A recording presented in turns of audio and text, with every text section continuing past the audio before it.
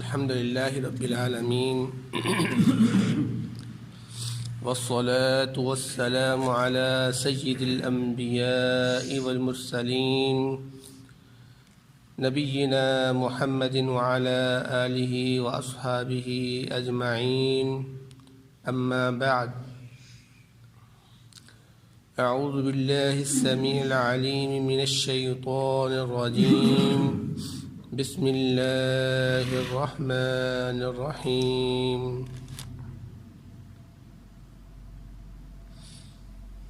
قل انظروا کہہ دیجئے کہ دیکھو ماذا فی السماوات والارض زمین و آسمان کے اندر جو کچھ بھی موجود ہے وما تغنی الآیات والنذر عن قوم لا یؤمنون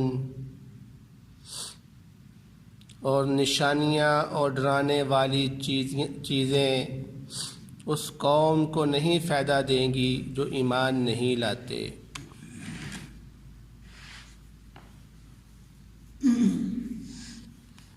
سورۃ یونس کی آیت نمبر 101 آپ کے سامنے تلاوت کی گئی ہے۔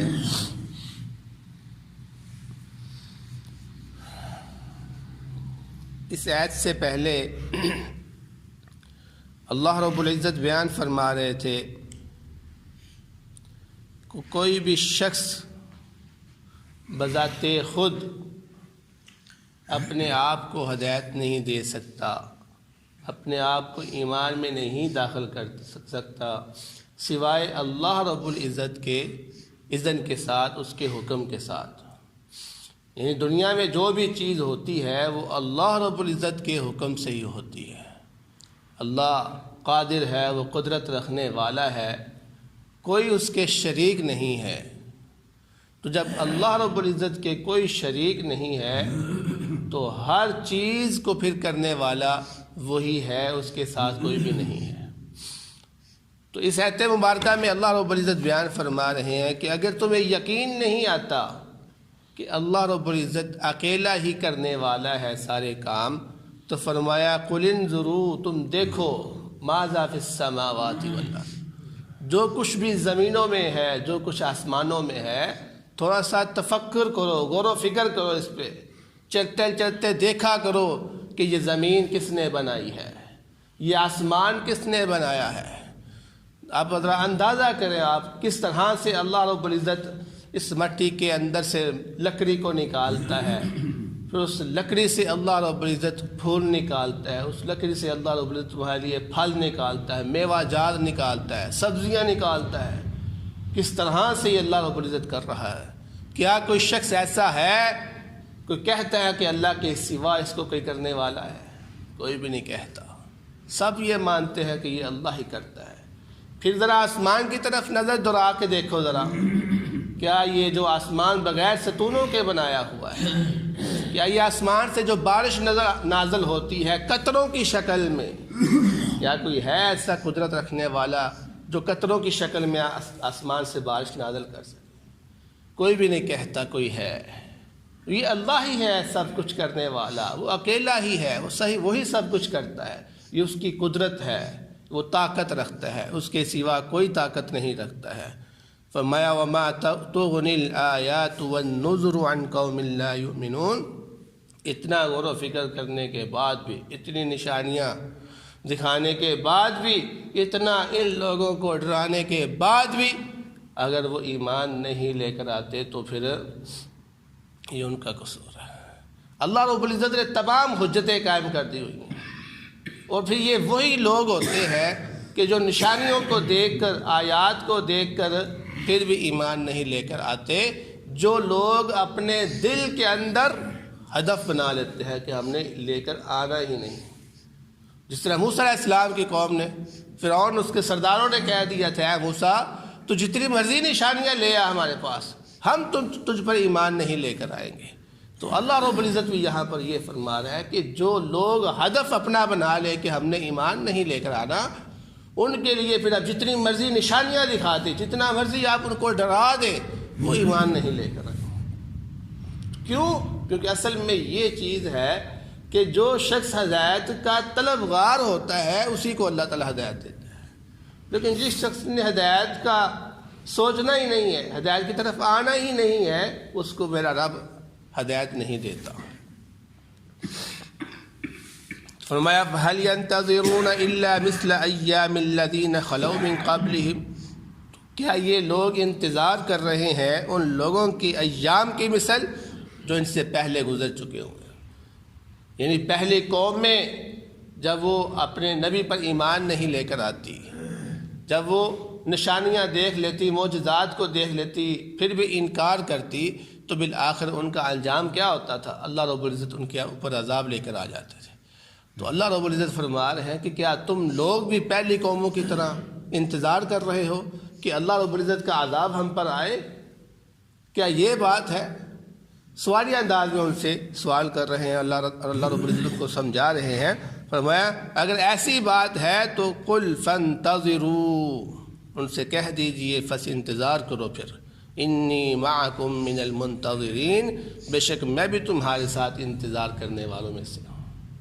یعنی یہ ایک طرح کی دھمکی اللہ رب العزت نے دے دی، پھر تم اپنے وقت کا انتظار کرو، کیونکہ ہر چیز اپنے وقت پہ ہوتی ہے۔ اللہ رب العزت نے ہر قوم کے لیے ایک وقت مقرر کیا ہوا ہے، اس کے عذاب کا وقت مقرر کیا ہوا ہے، تو پھر تم اپنے وقت کا انتظار کرو۔ اب یہاں پر یہ دیکھیں کہ اللہ رب العزت نے نبی صلی اللہ علیہ وسلم کے ساتھ جو معاملہ رکھا تھا وہ پہلی قوموں کی طرح کا نہیں تھا، کیونکہ نبی کریم صلی اللہ علیہ وسلم کی دعا بھی ہے کہ اللہ میری قوم کو پہلی امتوں کی طرح تباہ نہ کر دینا۔ اللہ رب العزت نے اس دعا کو قبول فرمایا، ورنہ جہاں پر بھی انبیاء اپنی قوم سے مایوس ہوئے انہوں نے بد دعا کر دی، لیکن محمد صلی اللہ علیہ وسلم نے مایوس ہو کر بد دعا نہیں کی، بلکہ فرمایا انتظروا، انتظار کرو، میں بھی تمہارے ساتھ انتظار کرتا ہوں، انتظار کرو۔ کیوں؟ کیونکہ اللہ رب العزت نے اس قوم کو قیامت تک رکھنا ہے، یہ اب آخری نتیجہ ہے، یہ آخری قوم ہے، اس لیے اس کو تباہ نہیں کیا بلکہ اس کو قیامت تک قائم رکھا۔ ہاں، اس کے سیدھے راستے کے لیے اللہ رب العزت نے کیا کیا؟ جہاد کو قائم کر دیا۔ پہلے نبی جہاد نہیں کرتے تھے، لیکن نبی صلی اللہ علیہ وسلم کے لیے اللہ رب العزت نے جہاد کو فرض کر دیا تاکہ یہ لوگ اسلام کی طرف آ سکیں، یہ دین کی طرف آ سکیں، یہ دین کو سمجھیں، یہ دین کو سمجھنے کی کوشش کریں، ایسے ہی نہ کہتے کہ بس ہمیں نہیں دین سمجھنا، ہم نے نہیں قبول کرنا اور منہ پھیر لیا۔ نہیں نہیں نہیں، اللہ رب العزت نے ان کے لیے عذاب کے متبادل حل رکھا ہوا ہے، اور وہ کیا ہے؟ جہاد، جس سے یہ عبرت حاصل کر سکے اور یہ دین کی طرف لوٹ سکے۔ تو اللہ رب العزت فرمایا ثم ننجی رسلنا والذین آمنوا، پھر ہم نجات دیتے ہیں اپنے رسولوں کو اور ان لوگوں کو جو ایمان لے کر آتے ہیں۔ یعنی جب تم پر اللہ رب العزت کا عذاب آئے گا تو یہ مت سمجھنا کہ ہمارے انبیاء اور ہمارے نیک لوگ بھی اس میں شامل ہو جائیں گے، نہیں نہیں نہیں نہیں، یہ اللہ رب العزت کا قانون ہے۔ جب کسی ظالم قوم کو، کسی نافرمان قوم کے اوپر اپنا عذاب نازل کرتا ہے تو پھر اپنے نیک بندوں کو اس سے نکال لیتا ہے، اپنے انبیاء کو نکال لیتا ہے اس بستی سے کہ اب اس بستی سے تم نکل جاؤ۔ جیسے آپ دیکھو فرعون علیہ السلام کا، اللہ رب العزت نے جب ان کی قوم پر عذاب لے کر آیا تو اللہ رب العزت نے اپنے نبی اور اس نبی کو ماننے والوں کو کہا تم نکل جاؤ یہاں سے، کشتی میں بٹھا دے، انتظام کیا ہوا تھا، کہا کہ تم نکل جاؤ، ان کے اوپر عذاب آنے والا ہے۔ ہر نبی نے جب اپنی قوم کو عذاب کی دھمکی دی تو اللہ رب العزت نے اس نبی کو کہا کہ اپنے بندوں کو لے کر تم اس بستی سے نکل جاؤ۔ تو یہ اللہ کا نظام ہے۔ تو جب اللہ رب العزت کسی قوم پر، کسی جگہ پر عذاب نازل کرتا ہے تو اپنے نیک بندوں کو وہاں سے نکال لیتا ہے۔ تو یہی فرمایا کہ ثم ننجی رسولنا والذین آمنوا کذالک حقا علینا ننجی المؤمنین، اللہ رب العزت فرماتے ہیں یہ میرا حق ہے مومنوں کے اوپر کہ میں ان کو نجات دوں، یہ میرا حق ہے مومنوں کے اوپر۔ یہ اندازہ کریں آپ، اگر آپ مومن بن جاتے ہیں تو اللہ رب العزت کہتا ہے میرا حق ہے میں تمہیں نجات دوں، میرا حق ہے میں تمہیں کامیاب کروں، میرا حق ہے میں تمہاری حفاظت کروں۔ تم مومن تو بن کے دکھاؤ مجھے، تم مومن تو بناؤ، پھر دیکھنا اللہ رب العزت کی رحمتیں، اللہ رب العزت کی مدد تمہارے ساتھ کس طرح آتی ہے، کس طرح سے اللہ رب العزت تمہیں راستہ دکھاتا ہے، تمہارے لیے راستوں کو نکالتا ہے، تم سوچ بھی نہیں سکتے کہ ایسا بھی ہو سکتا ہے میرے ساتھ، لیکن شرط یہ ہے کہ تم مومن بن کے دکھاؤ اللہ رب العزت کو۔ اس لیے مومن بنو، پھر دیکھنا اللہ رب العزت تمہاری کیسی مدد فرماتا ہے۔ وَمَا قُلْ يَا أَيُّهَا النَّاسِ، اے وہ لوگو، ان کنتم فی شک من دینی، اگر تم میرے دین میں شک کر رہے ہو، عام خطاب کیا ہے، تم محمد صلی اللہ علیہ وسلم کے دین نہیں مانتے ہو، تم اس پہ شک کرتے ہو کہ یہ اللہ رب العزت کی طرف سے نہیں ہے، اپنی طرف سے بنایا ہوا ہے، فرمایا فَلَا أَعْبُدُ الَّذِينَ تَعْبُدُونَ مِن دُونِ اللَّهِ، تو یہ بات سن لو کہ میں ان لوگوں کی عبادت نہیں کروں گا جن کو تم اللہ رب العزت کے علاوہ پکارتے ہو، اللہ رب العزت کے سوا تم پکارتے ہو۔ وَلَكِنْ أَعْبُدُ اللَّهِ، لیکن میں عبادت کس کی کروں گا؟ صرف اللہ رب العزت کی۔ کون اللہ؟ الذی یتوفاکم، جو تمہیں فوت کرتا ہے، جو تمہاری روحوں کو قبض کرنے والا ہے۔ کوئی ہے ایسا تمہارا معبود جو لوگوں کی روحوں کو قبض کرنے والا ہو؟ کوئی نہیں ہے، اگر ہے تو لے کر آؤ سامنے۔